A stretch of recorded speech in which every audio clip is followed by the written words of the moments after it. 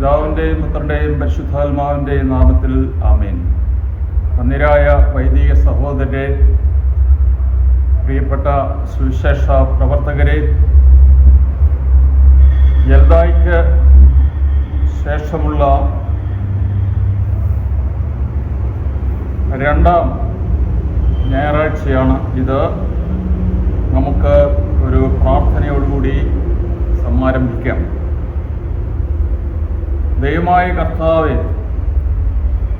നിന്റെ ദിവ്യവചനങ്ങൾ തിരിച്ചറിയുവാനും നിന്റെ സുവിശേഷത്തിൻ്റെ അർത്ഥം ഗ്രഹിക്കുവാനുമുള്ള കഴിവ് ഞങ്ങൾക്ക് നൽകണമേ. നിന്റെ ദിവ്യദാനങ്ങളുടെ സമൃദ്ധിയും പരിശുദ്ധാത്മ നൽവരങ്ങളും കൊണ്ട് ഞങ്ങളെ നിറയ്ക്കണമേ. സന്തോഷപൂർവ്വം നിന്റെ കൽപ്പനകൾ ആചരിക്കുവാനും തിരുഹിതം നിറവേറ്റുവാനും നിന്റെ അനുഗ്രഹങ്ങൾക്കും കരുണയ്ക്കും അർഹരായി ഭവിക്കുവാനും ഇപ്പോഴും എല്ലാ സമയത്തും എന്നേക്കും ഞങ്ങളെ യോഗ്യരാക്കണമേ. ആമേൻ.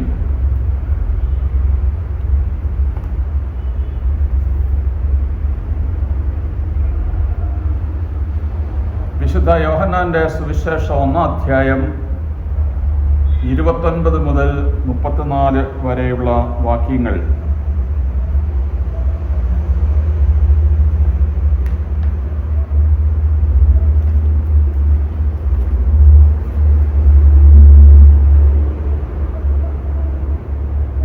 അടുത്ത ദിവസം യേശു തൻ്റെ അടുക്കലേക്ക് വരുന്നത് കണ്ടിട്ട് അവൻ പറഞ്ഞു, ഇതാ ലോകത്തിൻ്റെ പാപം നീക്കുന്ന ദൈവത്തിൻ്റെ കുഞ്ഞാട്.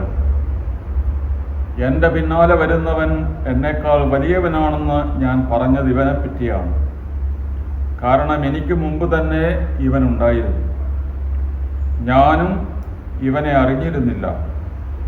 എന്നാൽ ഇവനെ ഇസ്രായേലിനെ വെളിപ്പെടുത്തുവാൻ വേണ്ടിയാണ് ഞാൻ വന്ന് ജലത്താൽ സ്നാനം നൽകുന്നത്.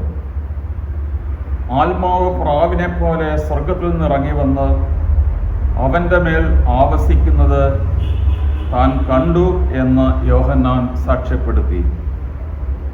ഞാൻ അവനെ അറിഞ്ഞിരുന്നില്ല, എന്നാൽ ജലം കൊണ്ട് സ്നാനം നൽകാൻ എന്നെ അയച്ചവൻ എന്നോട് പറഞ്ഞിരുന്നു, ആത്മാവ് ഇറങ്ങി വന്ന് ആരുടെ മേൽ ആവസിക്കുന്നത് നീ കാണുന്നുവോ, അവനാണ് പരിശുദ്ധാത്മാവ് കൊണ്ട് സ്നാനം നൽകുന്നവൻ. ഞാനത് കാണുകയും ഇവൻ ദൈവപുത്രനാണെന്ന് സാക്ഷ്യപ്പെടുത്തുകയും ചെയ്തിരിക്കുന്നു. പ്രിയ സഹോദരി സഹോദരന്മാരെ,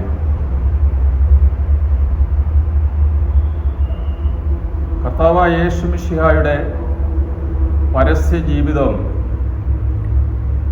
കൂടുതലും നടക്കുന്നത് ഗലീലയിലാണ്.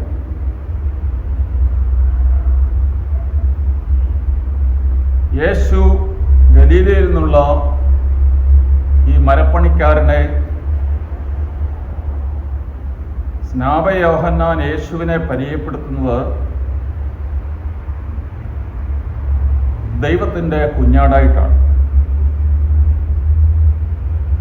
നമ്മുടെ പരിശുദ്ധ കുർബാനയിൽ സാധാരണ ദിവസങ്ങളിൽ ഉപയോഗിക്കുന്ന പ്രൊമിയോനിൽ ഇങ്ങനെ നാം വായിക്കുന്നു, കന്യകയിൽ നിന്ന് ജനിച്ചവനും ക്രൂശാരോഹണത്താൽ ഞങ്ങളെ രക്ഷിച്ചവനും മൃഗബലികളിൽ നിന്ന് ഞങ്ങളെ സ്വതന്ത്രരാക്കിയവനുമായി കുഞ്ഞാടിന് ദൈവികമായ സ്തോത്രയാഗം അർപ്പിക്കപ്പെടുന്ന സമയത്തും എന്ന് തുടങ്ങി ബാക്കിയുള്ള പ്രാർത്ഥന നമ്മുടെ പരിശുദ്ധ കുർബാനയിൽ പല പ്രാവശ്യം ഈ ദൈവിക കുഞ്ഞാടിനെ കുറിച്ച് പ്രതിപാദിക്കുന്നുണ്ട്. നമ്മൾ ഒരു ബയോഡാറ്റ എഴുതുകയാണെങ്കിൽ നമ്മുടെ സ്വന്തം ജീവിതത്തിലെ പ്രധാനപ്പെട്ട കാര്യങ്ങൾ കുറിച്ചു വയ്ക്കുവാൻ ഒരുമ്പെടുമ്പോൾ വലിയ തപ്പലുണ്ടാകും. ഏതാണ് പ്രധാനപ്പെട്ട കാര്യം എന്ന്. നമ്മുടെ വ്യക്തിത്വത്തിൻ്റെ പ്രധാനപ്പെട്ട കാര്യങ്ങൾ എന്തൊക്കെയാണ്? ഇവിടെ സ്നാപക യോഹന്നാൻ പറയുന്നു, ബിഹോൾഡ്. ബിഹോൾഡ് ഇതാ എന്ന് മാത്രമല്ല, ലുക്ക് എന്നുള്ള അർത്ഥമാണ്. നിങ്ങളവനെ കാണുക, നിരീക്ഷിക്കുക. അവനാണ് ദൈവത്തിൻ്റെ കുഞ്ഞാട്. പലതരം കുഞ്ഞാടുകളെ കുറിച്ച് പഴയ നിയമത്തിലും പുതിയ നിയമത്തിലും പ്രസ്താവിക്കുന്നു. എന്നാൽ യോഹന്നാൻ ഏത് കുഞ്ഞാടിനെ കുറിച്ചാണ് പറയുന്നത് എന്നൊരു ചോദ്യമുണ്ട്. ഉദാഹരണമായി, ദൈവം അബ്രഹാമിനെ കാണിച്ചു കൊടുത്ത ഒരു കുഞ്ഞാടുണ്ട്. നമുക്കറിയാം, മോറിയ മലയിൽ തൻ്റെ പ്രിയ പുത്രനായ ഇസ്ഹാക്കിന് പകരം മുൾച്ചെടികൾക്കിടയിൽ കൊമ്പുടക്കി കിടന്ന ഒരു കുഞ്ഞാടിനെ ദൈവം അബ്രഹാമിന് കാണിച്ചു കൊടുത്തു. എന്നിട്ട് പറയുന്നു, നീ നിന്റെ സ്വന്തം കുഞ്ഞിനെ, നീ സ്നേഹിക്കുന്ന നിന്റെ മകനെ ബലിയർപ്പിക്കുവാൻ നീ മടിക്കായികയാൽ ഒരു കാര്യം, നീ നിന്റെ കുഞ്ഞിനെ കൊല്ലണ്ട, പകരം ഞാൻ കാണിച്ചു തരുന്ന കുഞ്ഞാടിനെ എനിക്കായി ബലിയർപ്പിക്കുക. ഇവിടെ ദൈവത്തിൻ്റെതാണ് ആ കുഞ്ഞാട്. ഭാവിയിൽ ലോകത്തിൻ്റെ പാപത്തിനു വേണ്ടി പരിഹാരമായി അർപ്പിക്കപ്പെടുവാനിരുന്ന കർത്താവായ യേശു എന്ന കുഞ്ഞാടിൻ്റെ ഒരു സൂചനയാണ്. പെസഹ രാത്രിയിൽ ഒരു കുഞ്ഞാടിനെ കൊന്ന് അതിൻ്റെ രക്തം കട്ടിളപ്പടികളിൽ തളിക്കുകയും അതിനെ ആഹരിക്കുകയും ചെയ്യാൻ ദൈവം കൽപ്പന കൊടുത്തു. അത് നിത്യമായി നിലനിൽക്കുന്നൊരു കൽപ്പനയാണ്. ദൈവം തൻ്റെ ശക്തമായ കരത്താലും നീട്ടിയ ഭുജത്താലും ഇസ്രായേലിനെ അത്ഭുതകരമായി ഈജിപ്തിൽ നിന്ന് രക്ഷിച്ചു എന്നുള്ളതിൻ്റെ അടയാളമായിട്ടായിരുന്നു പെസഹ കുഞ്ഞാടിനെ ബലിയർപ്പിച്ചത്. അതിനാൽ ഇത് നമ്മളും എല്ലാ വർഷവും ആചരിക്കുന്നതുകൊണ്ട് കൂടുതൽ കാര്യങ്ങൾ പറയേണ്ടതില്ല. എല്ലാ ദിവസവും രാവിലെയും വൈകിട്ടും ജെറുസലേം ദേവാലയത്തിൽ ഓരോ കുഞ്ഞാടുകളെ ബലിയർപ്പിച്ചു. പല ഉദ്ദേശങ്ങൾക്ക് വേണ്ടി, പാപപരിഹാരാർത്ഥം, നന്ദിക്ക് വേണ്ടി, അതുപോലെ തന്നെ മനുഷ്യന് പകരമായിട്ടാണ് അവിടെയും കുഞ്ഞാടുകൾ സമർപ്പിക്കപ്പെട്ടിരുന്നത്. എന്നാൽ ഏറ്റവും പ്രധാനമായിട്ട് യോം കിപ്പൂർ ദിവസം, പാപപരിഹാര ദിനം, 24 മണിക്കൂർ ഉപവാസം, അതിനുശേഷം മഹാപുരോഹിതൻ ഒരിക്കൽ മാത്രം ആണ്ടുവട്ടത്തിൽ മഹാവിശുദ്ധ സ്ഥലത്ത് പ്രവേശിച്ച് ബലിയർപ്പിച്ചിരുന്ന ആ ദിവസം. നമുക്ക് ലേവ്യരുടെ പുസ്തകത്തിൽ നിന്ന് ആ കഥകളൊക്കെ വായിച്ചെടുക്കാൻ പറ്റും. എന്നാൽ ആദ്യമായി വെളുപ്പാങ്കാലത്ത് പുരോഹിതൻ എഴുന്നേറ്റ് കുളിച്ച് ആദ്യത്തെ ബലിയർപ്പണം ഒരു കാളക്കുട്ടിയെയാണ് അർപ്പിക്കുക. അത് തനിക്കും തൻ്റെയും തൻ്റെ കുടുംബത്തിൻ്റെയും പാപങ്ങൾക്ക് പരിഹാരമായിട്ടാണ്. അതുപോലെ ഏതെങ്കിലും പുരോഹിതന്മാർ ദൈവാലയത്തിൽ ഏതെങ്കിലും രൂപത്തിൽ അശുദ്ധമായി, അയോഗ്യമായി പ്രവർത്തിച്ചിട്ടുണ്ടെങ്കിൽ അതിൻ്റെ പാപപരിഹാരാർത്ഥം കൂടിയാണ് ഈ കാളക്കുട്ടിയെ അർപ്പിച്ചത്. അതിൻ്റെ അർപ്പണത്തിന് ശേഷം 2 കോലാടുകളെ മുമ്പിൽ കൊണ്ടുവരും. ഒരു കോലാടിൻ്റെ മേൽ മഹാപുരോഹിതൻ തൻ്റെ കൈകൾ വച്ച് ഇസ്രായേലിൻ്റെ പാപങ്ങൾക്ക് വേണ്ടി ആ കുഞ്ഞാടിനെ ബലി കഴിക്കുന്നു. അതിനുശേഷം കൊമ്പിൽ ഒരു ചുവന്ന റിബൺ ബന്ധിച്ചിരുന്ന രണ്ടാമത്തെ കോലാടിനെ മുകളിൽ, തലയ്ക്ക് മുകളിൽ പുരോഹിതൻ കൈപിടിച്ച് ഇസ്രായേലിൻ്റെ മൊത്തം പാപങ്ങൾ അതിൻ്റെ മേൽ ചുമത്തി ഒരു വേലക്കാരൻ്റെ കൈവശം അതിനെ മരുഭൂമിയിലേക്ക് കൊടുത്തുവിടുമായിരുന്നു. മരുഭൂമിയിലൂടെ ഉദ്ദേശം 20 കിലോമീറ്റർ ദൂരമുള്ള ഒരു പാറക്കെട്ടിൽ, ചെങ്കുത്തായ പാറക്കെട്ടിൽ എത്തിയാൽ ഈ കുഞ്ഞാടിനെ തള്ളി താഴെയിടുകയും അത് കൊല ചെയ്യപ്പെട്ടു എന്ന് ദൈവാലയത്തിലേക്ക് വാർത്ത കൊടുത്തിരുന്നു. 20 കിലോമീറ്റർ ഒരാൾ നടന്നു വരണമെങ്കിൽ ഏകദേശം 4 മണിക്കൂർ സമയമെടുക്കും. അതുകൊണ്ട് ഉടനടി വാർത്ത കൊടുക്കാനായിട്ട് അവരൊരു മാർഗം കണ്ടുപിടിച്ചു. ഇടയ്ക്കിടയ്ക്ക് പരസ്പരം കാണാവുന്ന രൂപത്തിൽ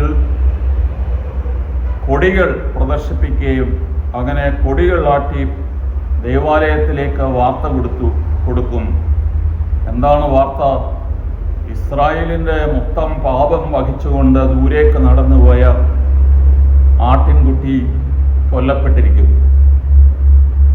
അങ്ങനെ ദൈവാലയത്തിൽ നിന്ന് എന്ന് പറയുമ്പോൾ ഇസ്രായേൽ ജനത്തിൽ നിന്ന് പാപം വഹിച്ചുകൊണ്ട് ദൂരേക്ക് പോയിട്ട് അവിടെ ബലിയർപ്പിക്കപ്പെടുന്ന ആ കുഞ്ഞാട്, അതും കർത്താവായ യേശു മിശിഹായുടെ രൂപമായിരുന്നു എന്നുള്ളത് നമുക്കറിയാം. യെശയ്യാ 53:7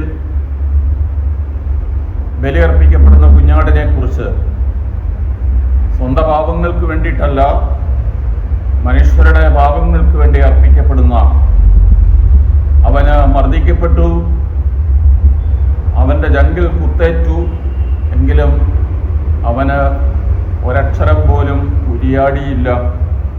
അതുകൊണ്ട് യാതൊരു പ്രതികരണവുമില്ലാതെ, പ്രതിഷേധവുമില്ലാതെ ജനത്തിൻ്റെ പാപത്തിനു വേണ്ടി കൊല്ലപ്പെടുന്ന കുഞ്ഞാടിനെ കുറിച്ച് യെശയ്യാ 53:7 പ്രസ്താവിക്കും.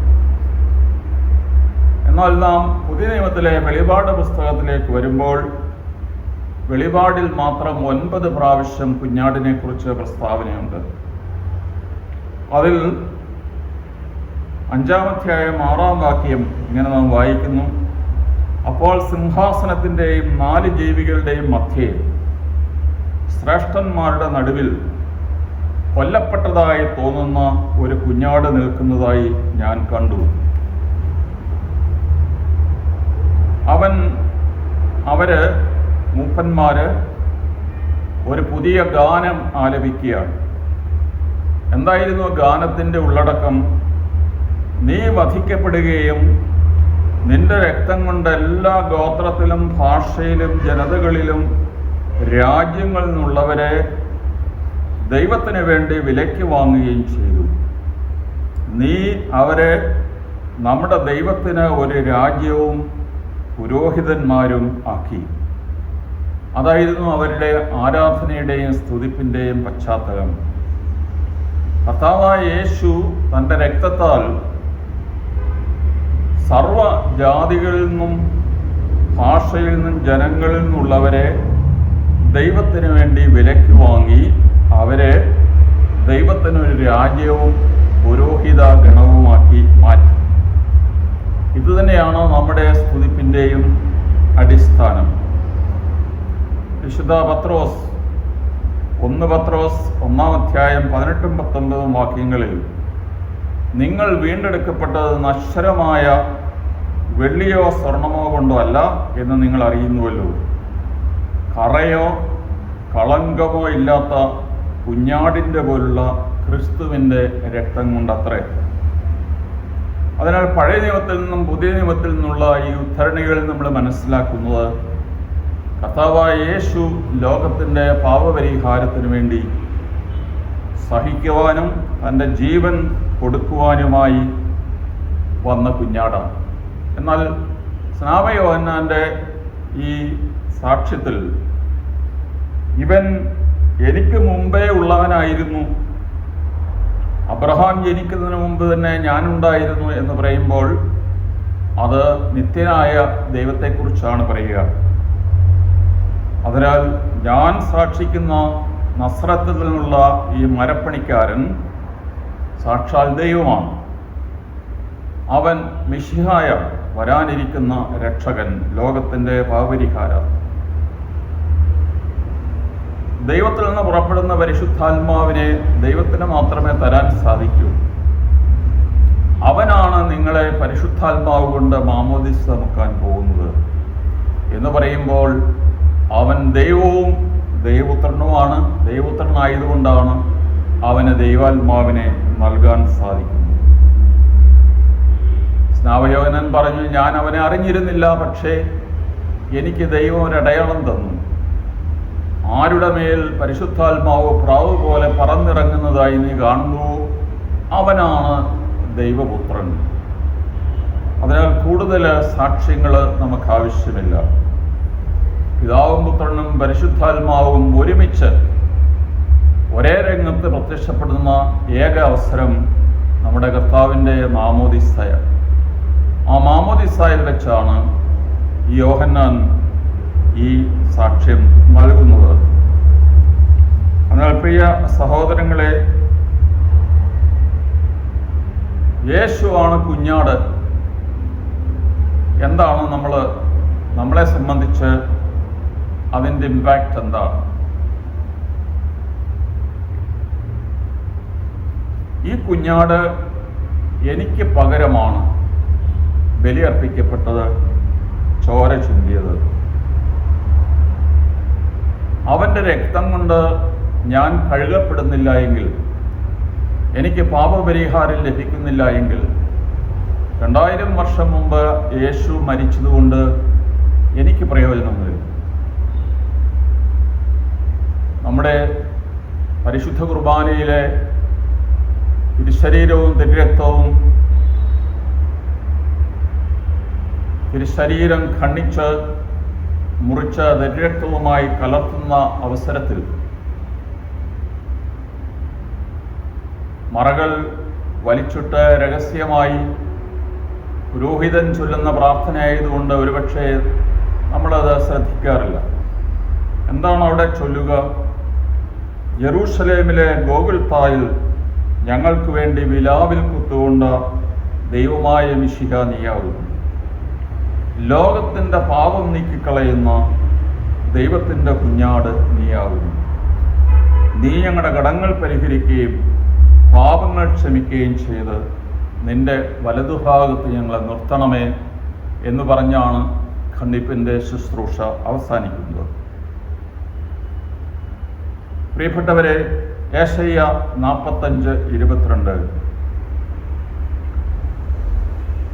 അവിടെ ദൈവം പറയുന്നു, ഭൂമിയുടെ അതിർത്തികളെ എന്നെ നോക്കുക, നിങ്ങൾ രക്ഷ പ്രാപിക്കും.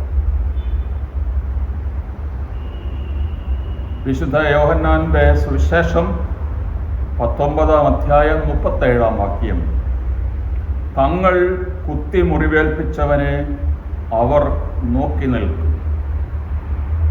ഇത് സക്കറിയ പ്രവാചകന്റെ 12:10 നിന്നുള്ള ഒരു ഉദ്ധരണിയാണ്. തങ്ങൾ കുത്തി മുറിവേൽപ്പിച്ചവനെ അവർ നോക്കി നിൽക്കും.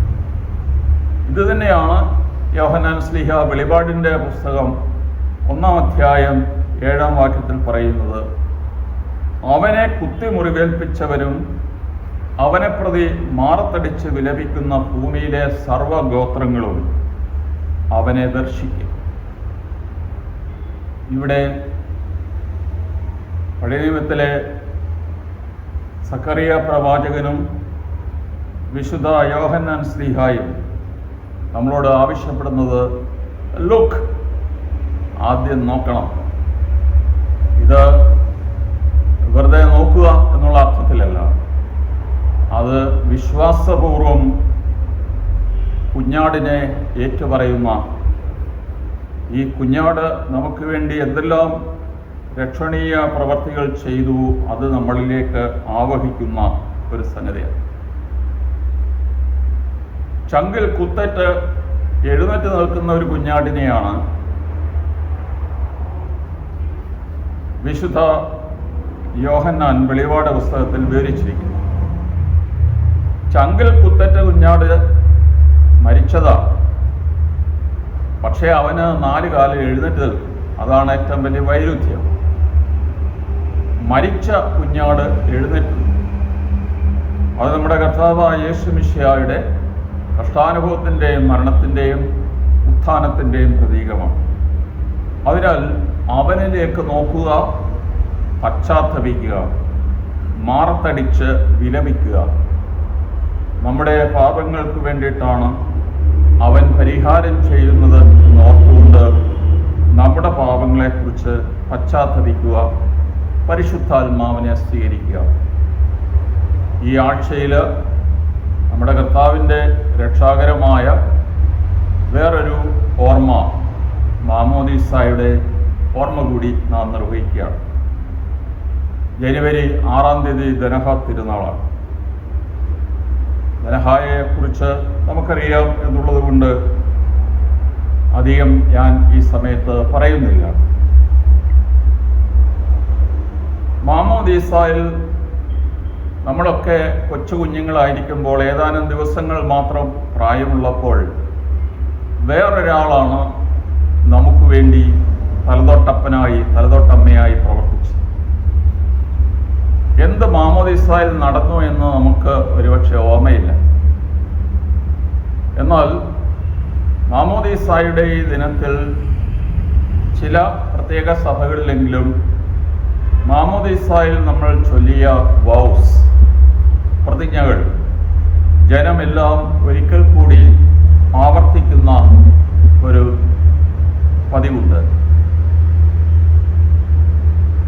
മാമോദീസായുടെ ശുശ്രൂഷ ഓർക്കുക.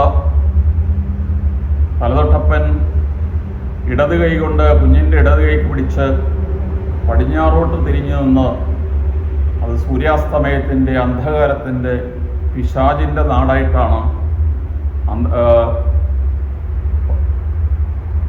പടിഞ്ഞാറ് ദിക്കിനെ മനസ്സിലാക്കുക. പടിഞ്ഞാറോട്ട് തിരിഞ്ഞു നിന്ന് പിശാചിനെയും അവൻ്റെ വ്യാപാരങ്ങളെയും, അവൻ്റെ ധൂർത്ത് എന്ന് പറയുമ്പോൾ ദ ഫോം എന്ന് പറഞ്ഞാൽ അവൻ്റെ പൊള്ളയായ വാഗ്ദാനങ്ങളെയും അവൻ്റെ വഞ്ചനയും എല്ലാം ആദ്യം നാം തള്ളിപ്പറയുക. അതിനുശേഷമാണ് കിഴക്കോട്ട് തിരിഞ്ഞു നിന്ന് തലതൊട്ടപ്പൻ കുഞ്ഞിൻ്റെ വലത് കൈയിൽ പിടിച്ചുകൊണ്ട് കർത്താവായ യേശു മിശിഹായിലും സഭയിലും പാപമോചനത്തിലും ഒക്കെ ഉള്ളതായ വിശ്വാസം ഏറ്റുപറയുന്നു. അങ്ങനെ പിശാചിനെ തള്ളിപ്പറയുകയും കർത്താവായ യേശു മിശിഹായെ ഏറ്റുപറയുകയും ചെയ്ത ശേഷമാണ് ആ കുഞ്ഞ് കർത്താവിൻ്റെ ഭൗതിക ശരീരമാകുന്ന സഭയിലേക്ക് ഇംപ്ലാന്റ് ചെയ്യപ്പെടുന്നു. ആ ഇംപ്ലാന്റേഷൻ നടന്നു കഴിഞ്ഞിട്ടാണ് ഒരു ശിശുവിന് വളരാനും വികസിക്കാനും ഫലം പുറപ്പെടുവിക്കാനും ഒക്കെ സാധിക്കുക. അതിനാൽ നമുക്ക് നമ്മുടെ മാമോദീസായെക്കുറിച്ച്, നമ്മുടെ ക്രൈസ്തവ അന്തസ്സിനെക്കുറിച്ച്, ലോകത്തിൻ്റെ അരൂപിയും പിശാചിൻ്റെ അരൂപിയും ലോകത്തിൻ്റെ അരൂപിയും ഒക്കെ നമ്മളെ സ്വാധീനിക്കുന്നുണ്ട്. നിരാശയുടെ പിശാചിൻ്റെ അരൂപിയിൽ നിന്നാണ് നിരാശ ഉണ്ടാവുക. എത്രയോ പേർ ഈ ദിവസങ്ങൾ തന്നെ ആത്മഹത്യ ചെയ്തതായിട്ട് നാം കാണുകയും കേൾക്കുകയും ഒക്കെ ചെയ്യുന്നു. അതിനാൽ ഒരിക്കലും നിരാശയ്ക്ക് അടിപ്പെടാതെ പ്രകാശത്തിൻ്റെ മക്കളായി, പ്രത്യാശയുടെ മക്കളായി ജീവിപ്പാൻ പ്രത്യേകിച്ച് ഈ ദനഹാക്കാലം നമുക്ക് തമ്പുരാൻ കൃപ തരട്ടെ എന്ന് ഞാൻ പ്രാർത്ഥിക്കുന്നു. കുഞ്ഞാടിൻ്റെ വിലയേറിയ തിരുരക്തം കൊണ്ട് നമ്മൾ ഓരോരുത്തരെയും, ലോകം മുഴുവനെയും പാപത്തിൽ നിന്ന് കഴുകി വെടിപ്പാക്കണമെന്ന് നമുക്ക് പ്രത്യേകമായി പ്രാർത്ഥിക്കുകയും ചെയ്യാം. ദൈവം നിങ്ങളെ അനുഗ്രഹിക്കട്ടെ.